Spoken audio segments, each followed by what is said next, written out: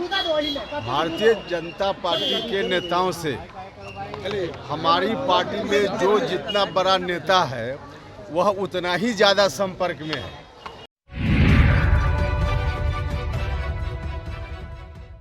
नमस्कार, इन खबर में आपका स्वागत है। बिहार की राजनीति में हलचल थमने का नाम नहीं ले रही है। एक तरफ गठबंधन के अंदर जो है गतिरोध है, दूसरी तरफ बीजेपी का वार है और अब जेडीयू के अंदर भी हलचल मची हुई है। और इस बार जो है सीधे पार्लियामेंट्री बोर्ड के जो अध्यक्ष हैं उपेंद्र कुशवाहा और मुख्यमंत्री नीतीश कुमार वही एक दूसरे को निशाने पे ले रहे हैं।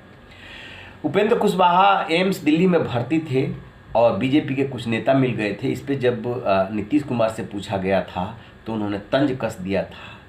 और अब जैसे ही उपेंद्र कुशवाहा दिल्ली से निकल करके पटना पहुंचे वैसे ही नीतीश कुमार का उन्होंने तो नाम तो नहीं लिया लेकिन सीधा हमला बोला है। सुनिए क्या कह रहे हैं उपेंद्र कुशवाहा। बीजेपी के किसी नेता से मुलाकात का यह अर्थ निकालना कि हम बीजेपी के संपर्क में हैं, जिस अर्थ में संपर्क की बात की जा रही है, भारतीय जनता पार्टी के नेताओं से हमारी पार्टी में जो जितना बड़ा नेता है वह उतना ही ज़्यादा संपर्क में है। अब उपेंद्र कुशवाहा के साथ एक तस्वीर क्या आ गई कि इसको बात का बतंगर बना दिया गया। इसका कोई मतलब है क्या? भाई, व्यक्तिगत संबंध किसी के साथ किसी का हो सकता है और वह भी अस्पताल में कोई व्यक्ति मिल रहा हो, इससे राजनीति का अर्थ निकाल लेना यह कहाँ तक उचित है? और वह भी हमने देखा। सुना आपने, ये अपने पार्टी के मुख्यमंत्री के लिए बोल रहे हैं कि बीजेपी के 2-3 नेता जिनसे हमारे निजी संबंध है मिलने क्या आ गए। मेरे ऊपर सवाल उठाए जा रहे हैं कि मैं 2-3 बार बाहर गया और फिर अंदर आया, और जो 2-3 बार जो है दूसरे दलों से मिल करके सरकार बनाते रहे हैं या बाहर गए फिर अंदर आए, उनके बारे में क्या है? ये किसके लिए है? ये नीतीश कुमार के लिए है कि बीजेपी से अलग हुए, फिर बीजेपी के साथ आए, फिर बीजेपी से अलग हुए। तो उन्होंने सीधा नीतीश कुमार पे वार किया है। पत्रकारों के हवाले से बहाना बनाया पत्रकारों को कि नीतीश कुमार से बातचीत करने के लिए हमें आपकी ज़रूरत नहीं है, हमें जब बात करनी होगी तो हम बात कर लेंगे।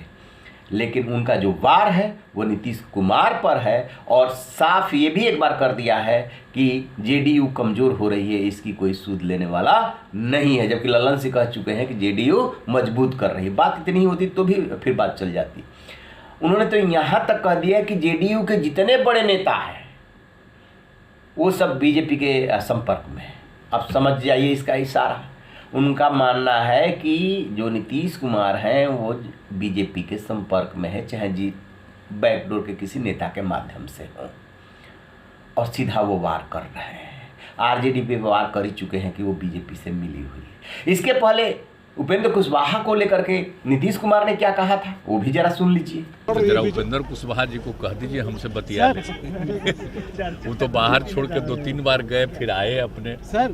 तो उनकी क्या इच्छा है हमको तो नहीं मालूम है। आपको पटना में रहते ही हैं। अभी तो उनकी तबीयत खराब हमको पता चला है तो हम तो बाहर हैं, हालचाल ले लेंगे।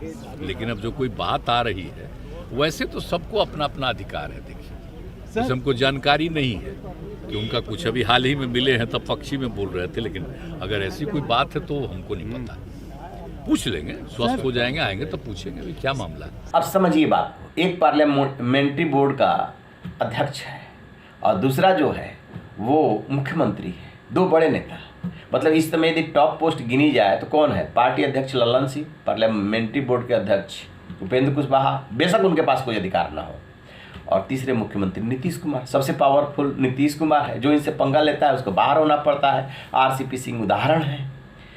अब उपेंद्र कुशवाहा क्या बीजेपी में जाना चाहते हैं या नीतीश कुमार क्या बीजेपी से हाथ मिला सकते हैं? बहुत सारे सवाल इस समय वहाँ उमड़ रहे हैं, घुमड़ रहे हैं। और उधर जो आरजेडी के नेताओं की बयानबाजी है वो भी थमने का नाम नहीं ले रही है।